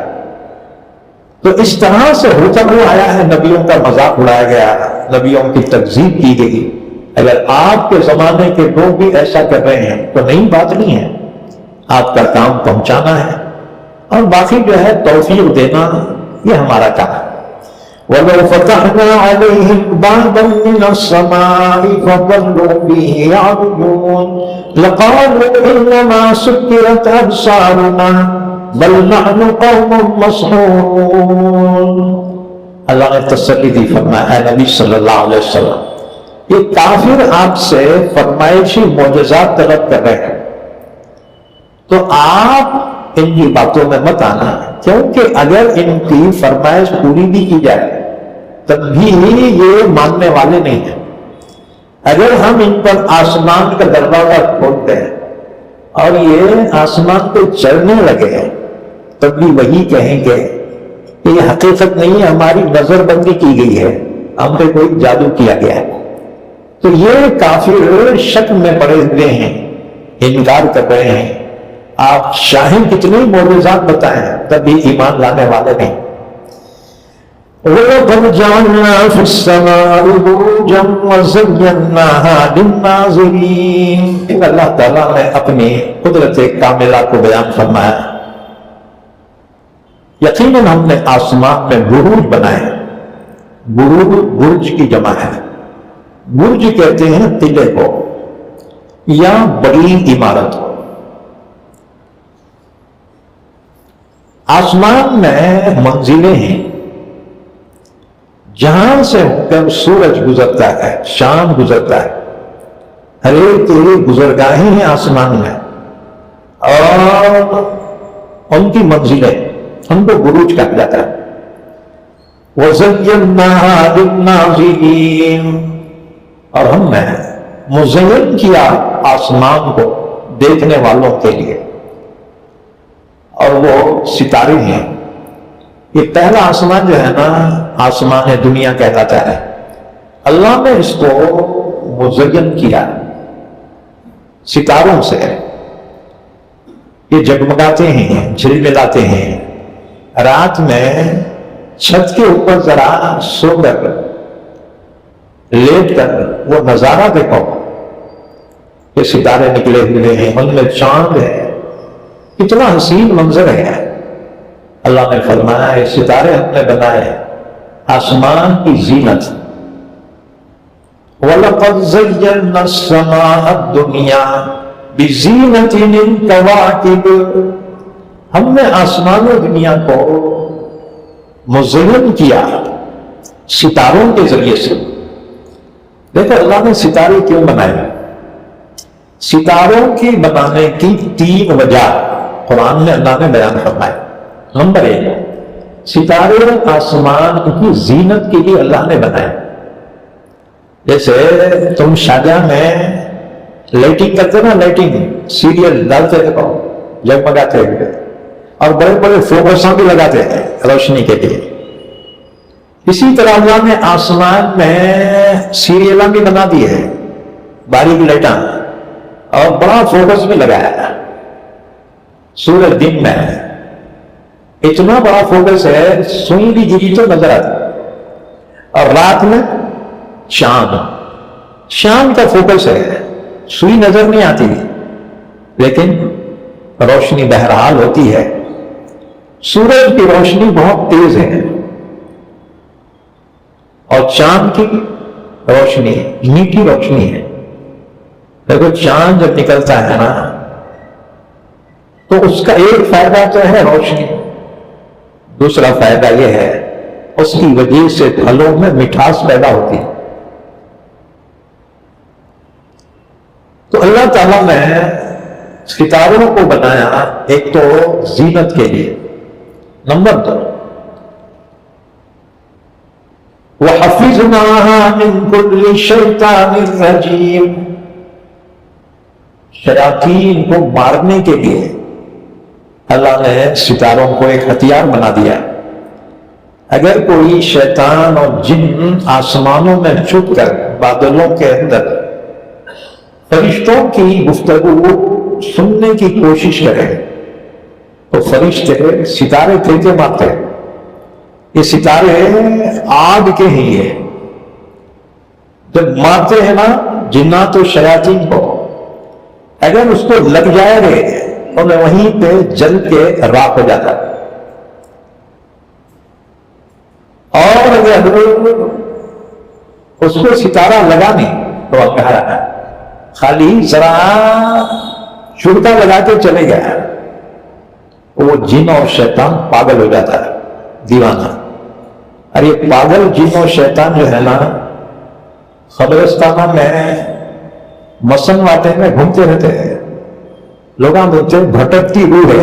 یہ روح نہیں بھٹکتی، روح تو خیر ہے کہ نیک لوگوں کی روح وہ تو علیین میں ہے، اور گنہگاروں کی، کافروں کی روح وہ سجین میں ہے. عالم برزخ میں ہے انسانوں کی روح ہے. اب وہ دنیا کی جیسی تو جیلا نہیں ہے کہ کود کے بھاگ جائیں گے، یہ لوگوں کو پیسے دے کے بھاگ جائیں گے.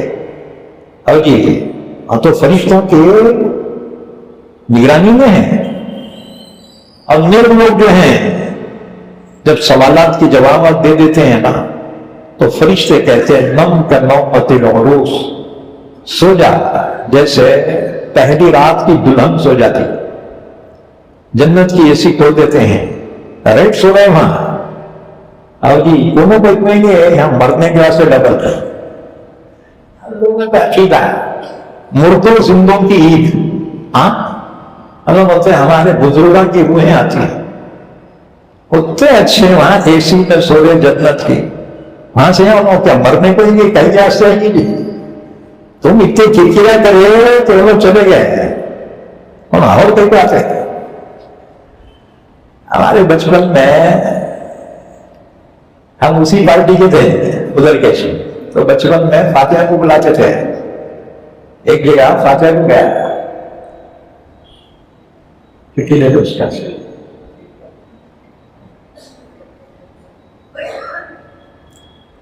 تو فاتحہ دینے گیا. ایک صاحب کا انتقال ہوا تھا، ان کے گھر والے بولے صاحب ذرا فاتحہ دے. اچھی بات، وہ پارٹی کی تھے نا اپن، وہی دیکھا فاتحہ کے سامنے کے جو برتن میں اس میں ہر ایٹم ہے رکھے ہوا ہے، اب اس میں بجلی کا کٹا بھی ہے،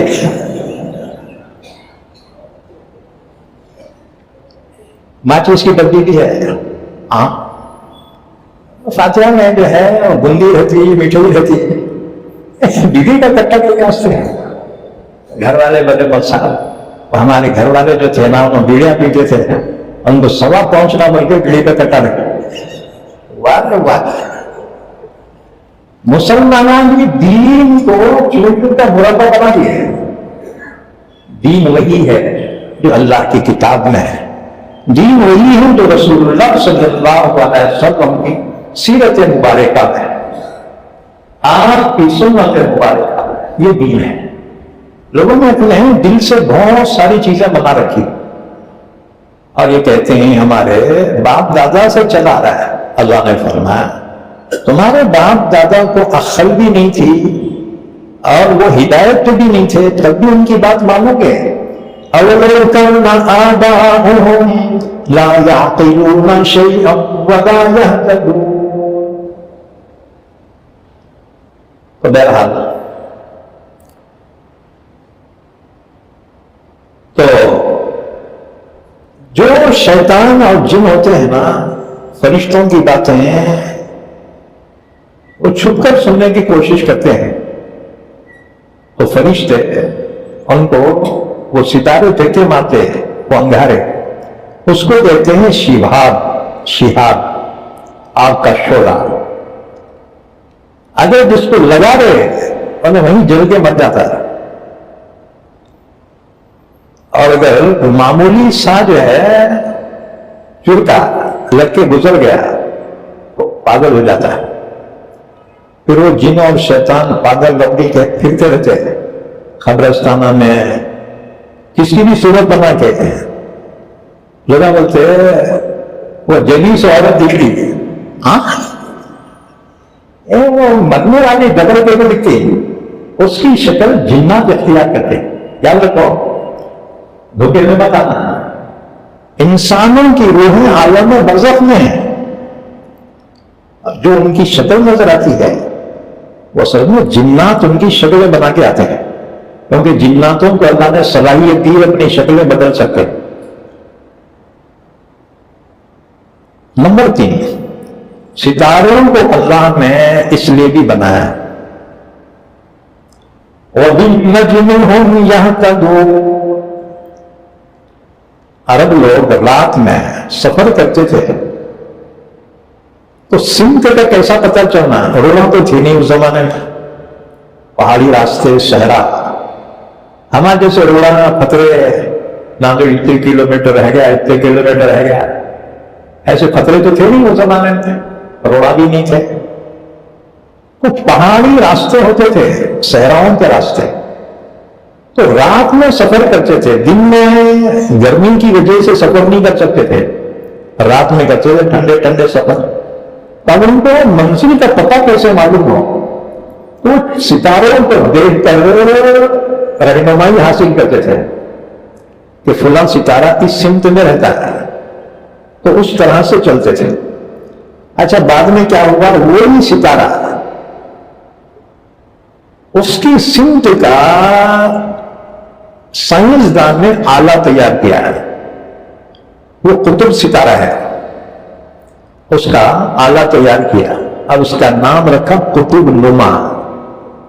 قطب نما دیکھو، دنیا میں سب سے پہلے قطب نما تیار کرنے والا سائنسدان مسلمان تھا۔ ہمیں تاریخ نہیں معلوم، اس لیے ہم دوسروں کی خوشامدہ کرتے کہتے ہیں، وہ نیوٹن نے یہ بنایا، وہ فلاں یہ بنایا، انہیں یہ بنایا۔ ایک مسلمانوں کا خواہش جو جھوٹا تھا نا، وہ دیکھے وہ سائنسداں بن گئے۔ اندلس، اسپین، جس میں مسلمانوں کی حکومت 800 سال رہی، اتنے بڑے بڑے سائنسداں پیدا ہوئے وہاں پر، جنہوں نے وہ ایجادات کی ہیں۔ اس کے بعد جب وہاں مسلمانوں پر زوال آیا تو یہ عیسائیوں نے مسلمانوں کے کتب خانے وہاں سے حاصل کیے، ان سے کتابیں، ان کی تحقیقات، اور پھر بیمانوں نے ان کا نام کی طرف منسوخ کرنے کے بجائے وہ تحقیق اپنی طرف منسوخ کی۔ علامہ اقبال نے لاہور میں علامہ انور شاہ کشمیری رحمۃ اللہ علیہ کی مجلس تھی، علامہ اقبال پہنچے اور انہوں نے ایک سوال کیا۔ سوال یہ کیا کہ کون کیا ہے اور مکان کیا ہے؟ کون یہ ہے؟ تمہارا کون نہیں ہے، یہ ہے کن فیکون والا کون۔ اور کون مصدر ہے اور کن امر کا صیغہ ہے، تو کن فیکون جو اللہ کی قدرت ہے۔ تو انہوں نے، علامہ اقبال نے سوال کیا کہ کون کیا ہے اور مکان کیا ہے؟ علامہ انور شاہ کشمیری رحمۃ اللہ علیہ محدث سے تعلق دیوبند کے، انہوں نے جواب میں فرمایا، تو جب جواب دیا علامہ اقبال نے کہا کہ نیوٹن نے اس کے بارے میں یوں لکھا ہے۔ نیوٹن بڑا محقق گزرا ہے، انگریز سائنسدان، تو کہا نیوٹن نے اس کے بارے میں یہ لکھا ہے۔ علامہ انور شاہ کشمیری نے فرمایا کہ نیوٹن نے یہ بات علامہ عراقی کی کتاب سے لی ہے۔ تو اقبال حیران رہے، اتنا بڑا اہل علم اقبال، کوئی چیز اس کی تحقیق سے باہر نہیں تھی۔ جب یہ بات سنی علامہ اقبال حیران رہ گئے، پوچھا حضرت وہ علامہ عراقی کی کتاب کہاں ہے؟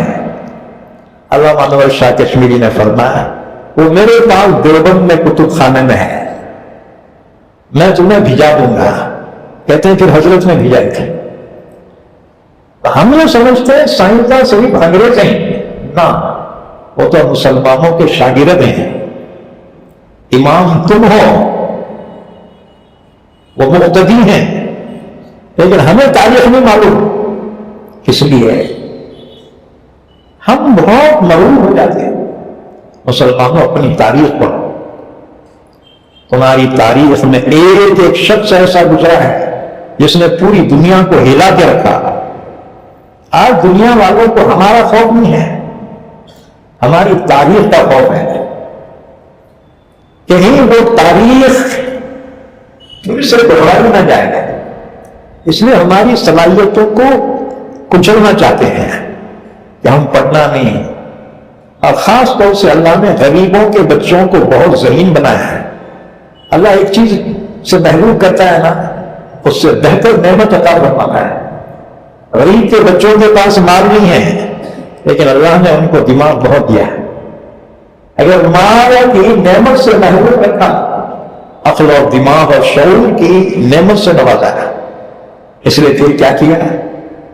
تعلیم کو اتنا مہنگا کر دیا کہ 50-50 لاکھ روپے، اگر کوئی MBBS بننا چاہے 1 کروڑ سے زیادہ کہاں سے خرچ کرے گا؟ جب پیسے نہیں ہیں تو پڑے گا کہاں سے؟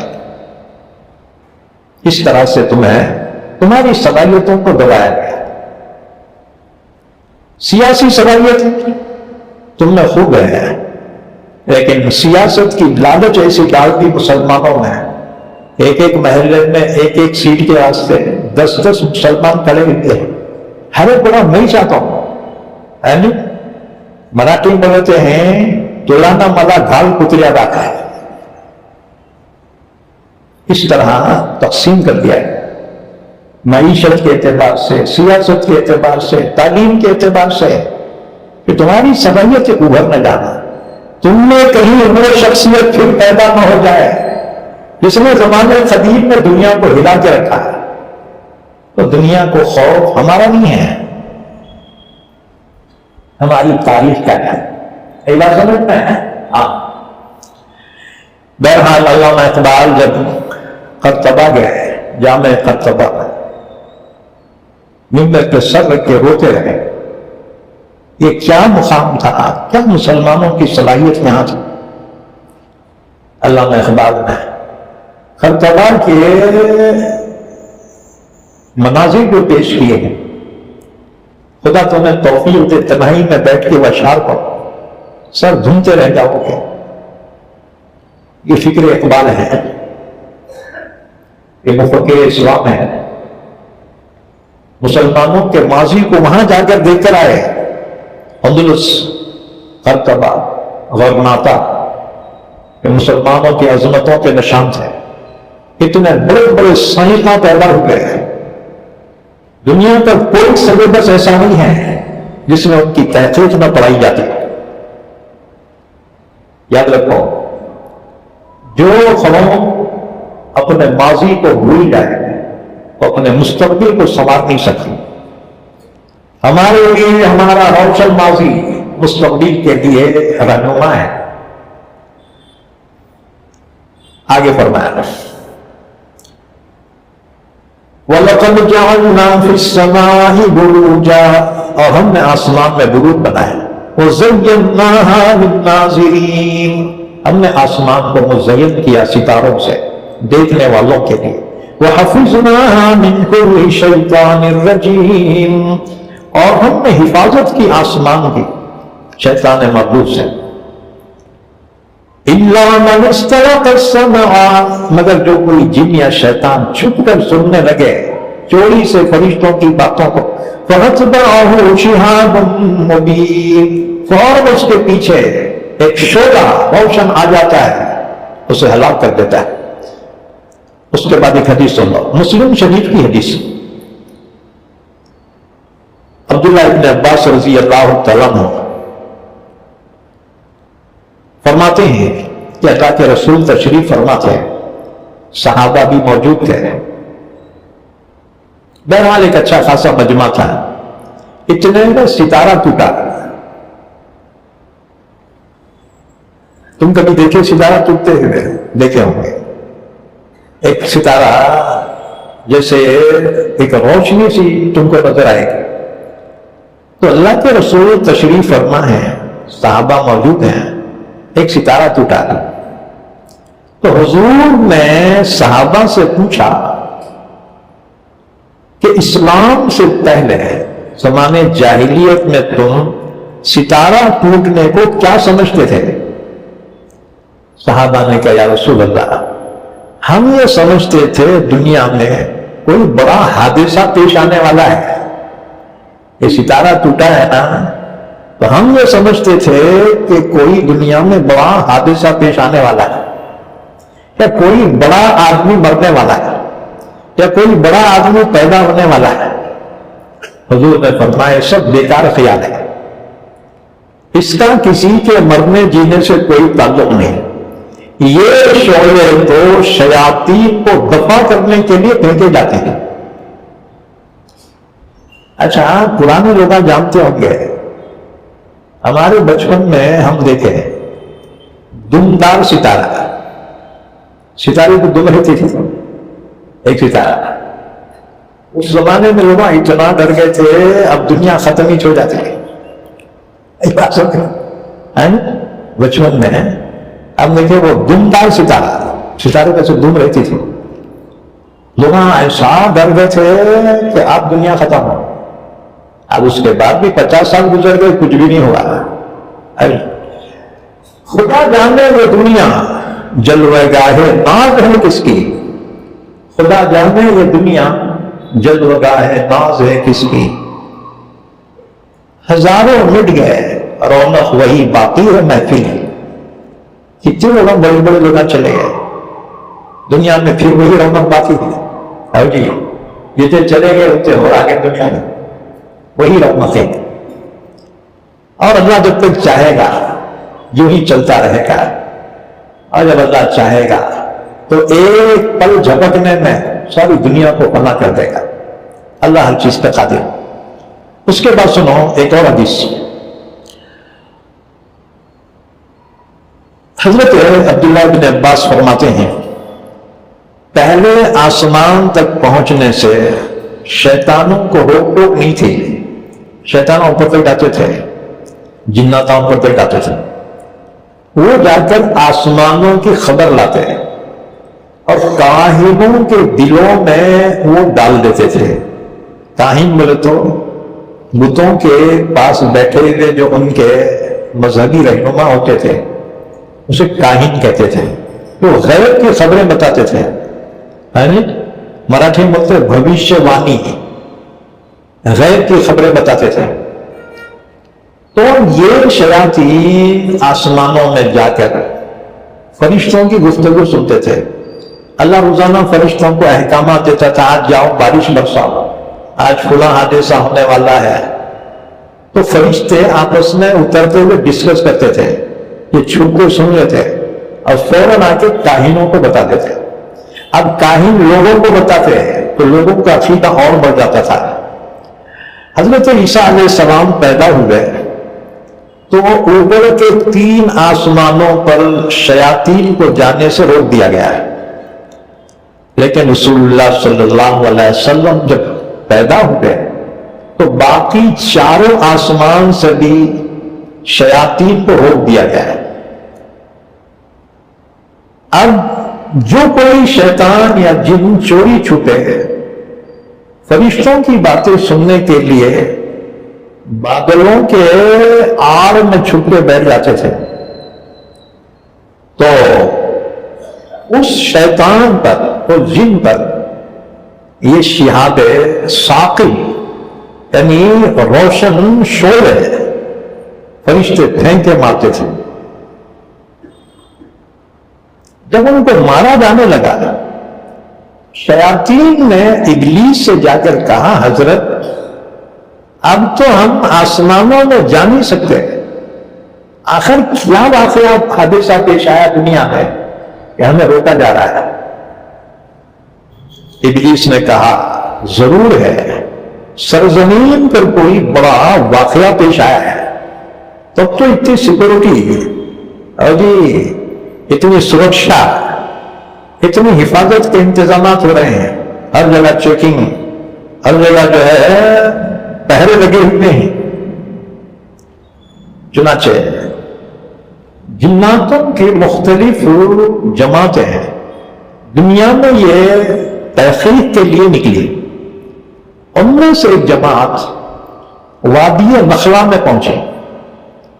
وادی نخلا مکے اور طائف کے بیچ میں ہے، وہاں پہنچی۔ اللہ کے رسول صلی اللہ علیہ وسلم اتفاقاً طائف والوں کو دعوت دی ہے، وہ نہیں مانے، انہوں نے آپ کو پتھر مارے، اللہ کے رسول زخمی ہو گئے، لہو لہان ہو گئے، اور آپ وادی نخلا میں پہنچ گئے، رات میں کھڑے ہو کر تہجد کی نماز میں قرآن کی تلاوت کر رہے ہیں۔ تو وہ تحقیقاتی جماعت جناتوں کی اسی وادی میں تھی، انہوں نے جب قرآن کو سنا آپس میں کہنے لگے کہ یہ کیا چیز ہے، یہ انصتو، خاموش ہو جاؤ، سنو کیا پڑھا جا رہا ہے۔ جب انہوں نے سنا کہنے لگے اِنَّا سَمِعْنَا قُرْآنًا عَجَبًا يَهْدِي إِلَى الرُّشْدِ فَآمَنَّا بِهِ، یہ عجیب قرآن ہے جو ہم نے سنا، جو نیک اور سچے راستے کی طرف دعوت دے رہا ہے۔ وہ جنات حضور کی خدمت میں پہنچے، معلوم ہوا یہ اللہ کے رسول ہیں، یہ وقت کے نبی ہیں، یہ وہ جنات کا وفد جن کی تعداد تقریباً 9 تھی، حضور پہ ایمان لائے اور پھر اپنے قبیلے میں پہنچے. اپنے قبیلے میں اپنے جناتوں کے سامنے دعوت اسلام پیش کی. اِنَّا سَمِعْنَا كِتَابًا أُنزِلَ مِن بَعْدِ مُوسَىٰ، ہم نے موسیٰ کے بعد ایسی کتاب ہم نے سنی ہے جو ہدایت کی راہ بتاتی ہے. لہذا انہوں نے کہا یا قومنا اجیبوا داعی اللہ، اے ہماری قوم کے جناتوں، اللہ کے رسول، اللہ کے داعی کی دعوت پر لبیک کہو، قبول کرو. ان کی تبلیغ سے پھر بہت سے جنات ایمان لائے اور جناتوں نے حضور کو تقریباً اپنے مقدمات کے فیصلے کے لیے، مسائل پوچھنے کے لیے حضور کو 3 مرتبہ اپنے یہاں دعوت دی تھی.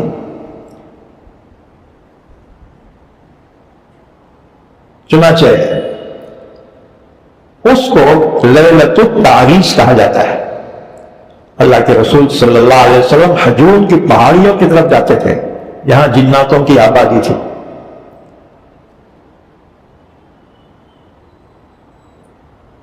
تو اللہ نے آپ کو تمام انسانوں کے لیے بھی رسول بنا کر بھیجا، تمام جناتوں کے لیے بھی آپ ہی رسول تھے. اس لیے اللہ تعالیٰ نے فرمایا فَبِأَيِّ آلَاءِ رَبِّكُمَا تُكَذِّبَانِ، اے جناتوں اور انسانوں، تم اپنے رب کی کون کون سی نعمتوں کو جھٹلاؤ. سَنَفْرُغُ لَكُمْ أَيُّهَا الثَّقَلَانِ، اے انسانوں اور جناتوں، ہم ابھی فارغ ہو رہے ہیں تمہارے حساب کتاب لینے کے لیے، تیاری کر لو آخرت کے حساب کتاب. معلوم ہوا کہ حضور انسانوں کے بھی نبی ہیں اور جناتوں کے بھی نبی. حضور صلی اللہ علیہ وسلم تبوک تشریف لے جا رہے ہیں تو صحابہ کہتے ہیں ہم نے دیکھا ہے بہت بڑا سانپ راستے میں پڑا ہوا ہے. صحابہ کہتے ہیں ہم گھبرا گئے، یہی اتنا بڑا سانپ، لمبا سانپ، موٹا. اللہ کے رسول صلی اللہ علیہ وسلم اونٹنی پہ سوار ہے. حضور کی اونٹنی جیسی قریب پہنچی وہ سانپ اڑ گیا اور اپنی دل پہ کھڑا ہو گیا. بالکل اللہ کے رسول کے کان کے قریب اس کا منہ تھا، اس کا. صحابہ کہتے ہیں ہم کو بڑی گھبراہٹ ہوئی، پتہ نہیں یہ کم وقت اللہ کے نبی کو نقصان نہ پہنچا. تھوڑی حضور بھی رک گئے. اس کے بعد پھر وہ نیچے اترا اور چلا گیا. صحابہ نے کہا یا رسول اللہ ایک کوڑ تھا جی، ہم تو بہت ڈر گئے، اتنا بڑا سانپ آپ کے اتنے قریب آ گیا. حضور نے فرمایا اصل میں یہ جن ہے، یہ جن تھا، ایک مسئلہ پوچھنے کے لیے آیا تھا. مسئلہ پوچھا، میں نے بتایا، وہ چلے گیا. حضور نے فرمایا یہ ان جناتوں میں سے تھا جو سب سے پہلے وادی نخلا میں قرآن پاک مجھ سے سنا اور ایمان لائے تھے. یہ جناتوں میں سے سابقون الاولون میں سے تھے، قدیم صحابی تھے حضور کے. تو بہرحال فرمایا اِلَّا مَنِ اسْتَرَقَ السَّمْعَ، مگر جو جن یا شیطان چوری سے سنے فرشتوں کی باتیں، فَأَتْبَعَهُ شِهَابٌ مُبِينٌ، تو اس کے پیچھے پڑ جاتا ہے ایک روشن شعلہ. وَالْأَرْضَ مَدَدْنَاهَا وَأَلْقَيْنَا فِيهَا رَوَاسِيَ، اللہ کی قدرت دیکھو. اللہ نے فرمایا زمین کو ہم نے بچھایا اور ہم نے زمین میں بوجھل پہاڑ رکھ دیے تاکہ زمین کا بیلنس باقی رہے. وَأَنبَتْنَا فِيهَا مِن كُلِّ شَيْءٍ مَّوْزُونٍ، ہم نے ہر مناسب چیز ایک اندازے کے مطابق زمین سے اگائی تمہارے لیے اناج اور پھل. وَجَعَلْنَا لَكُمْ فِيهَا مَعَائِشَ، تمہاری روزی، تمہاری معیشت ہم نے زمین میں رکھی. وَمَن لَّسْتُمْ لَهُ بِرَازِقِينَ، ان کا رزق بھی ہم نے زمین میں رکھا جن کو تم کھلا نہیں سکتے. اس سے مراد جانور ہے. ایک بکری پالے نا روزانہ 100 روپے کا چارہ تو لگتا ہے. اور جی اب دنیا میں کتنے بکریاں ہوں گے، کروڑ ہاں کروڑ، اس کو چارہ تم کھلا سکتے کیا؟ نہیں کھلا سکتے. جانور دنیا میں اربوں کروڑوں جانور ہیں، ان کو روزی کون دیتا ہے؟ اللہ. اللہ نے فرمایا جس کو تم نہیں دے سکتے نا اللہ ان کو روزی دیتا ہے, ان کی روزی کی زمین سے نکال. اصل مال تم کھا جاتے ہو اور اس کا باقی کڑبی گھاس وہ جانوروں کی غذا ہے. وَإِن مِّن شَيْءٍ إِلَّا عِندَنَا خَزَائِنُهُ, ہر چیز کے خزانے ہمارے پاس ہیں. پانی کے خزانے, اناج کے خزانے, پھلوں کے خزانے, ہر چیز کے خزانے ہمارے پاس. وَمَا نُنَزِّلُهُ إِلَّا بِقَدَرٍ مَّعْلُومٍ, اور ہم اس میں سے اتنا ہی اتارتے ہیں جتنی ضرورت تم کو ہے. ایک بات یاد رکھو, بارش ہر سال اتنی ہی نازل ہوتی ہے, نہ کم نہ زیادہ. اب تم سمجھتے ہو یار اس سال بارش بہت کم ہوئی ہے, یاد رکھو بارش اتنی نازل ہوتی ہے. آج تقسیم میں یہاں تھوڑی, دوسری جگہ زیادہ ہوتی, کہیں پہ باڑھ آ رہی ہے, اسٹیٹ کے اسٹیٹ جو ہے بہ رہے ہیں, اور یہاں ہم دعائیں کر کر کے تھکنے, اللہ رحمت کی بارش. اب یہ کم وہ زیادہ, دونوں ملا حساب لگائے تو لیول میں ہے. کبھی ادھر کم ہوتی ادھر زیادہ ہو جاتی ہے. اللہ کا فرمان ہر چیز کے خزانے ہمارے پاس ہے, اور جتنی ضرورت ہے نا اتنی ہم برساتے ہیں. اناج کی جتنی ضرورت ہے انسانوں ہم اتنی اناج اگاتے ہیں. اب لوگ بولے آبادی بڑھ رہی, ان کو کھلانے کہاں سے؟ تم کھلانے والے کون ہوتے ہیں؟ تم کو تمہارے باپ کو اللہ کھلاتا ہے. ابھی حکومت ہے, انہوں بولے اچھا کھلانا کہاں سے؟ وقت کنٹرول کرو, اور جی نس بندی کر لو, آبادی بہت ہو رہی ہے. ایک ہی نس بندی کرے نا, اس کے پڑوس میں 2 یا 4 بچے پیدا ہو رہے ہیں. حساب تو پورا ہونا نا جی. بھائی جتنے روحی اللہ نے پیدا کی اتنے کو تو دنیا میں آنا ہی آنا ہے نا. پہلے کم آتی تھی, اب ذرا زیادہ چاہیے, کیونکہ قیامت کے قریب نا جلدی جلدی بھیج دے تو قیامت قائم کرنا ہے. اس لیے آبادی زگ آگے بڑھ جائے گا. جتنے بستیاں تھیں نا پورے روڑوں پہ آ گئے. میں 1981 میں ناندیڑ میں آیا, 1981 میں دارالعلوم میں پڑھاتا تھا, فتح گلج پہ امامت تھی. اس وقت جو ہے ناندیڑ سے لاتور کو جانے کا رہا تو بہت کم بستیاں روڈ پہ تھی, بہت کم. آپ دیکھو پورے روڑا میں بستیاں ہو گئے ہیں, ہر روڈ پہ گاؤں ہو گیا ہے. پہلے گاؤں نہیں تھے. اور ناندیڑ کتنا تھا, کربلا سے لے کے وہ ورک شاپ تک کتنا ناندیڑ تھا, آگے کچھ بھی نہیں تھا. آگے وہ درگاہ تھی پیر برہان, وہاں آخری 4 شمے بھی جاتے تھے لوگ. اس کے آگے ناندیڑ ہی نہیں تھا. آپ دیکھو ناندیڑ کہاں سے کہاں چلے گیا. معلوم ہوا جتنی جو ہے آبادی کم کرنے کی کوشش کر رہے دنیا کے ہوشیار, اتنی آبادی بڑھ رہی. کیونکہ اللہ نے جو ٹارگیٹ رکھا ہے نا, جتنے روحی پیدا کی ہیں ان کو دہرا آنے ہی آنا ہے, ان سے پہلے قیامت کو نہیں آنا ہے.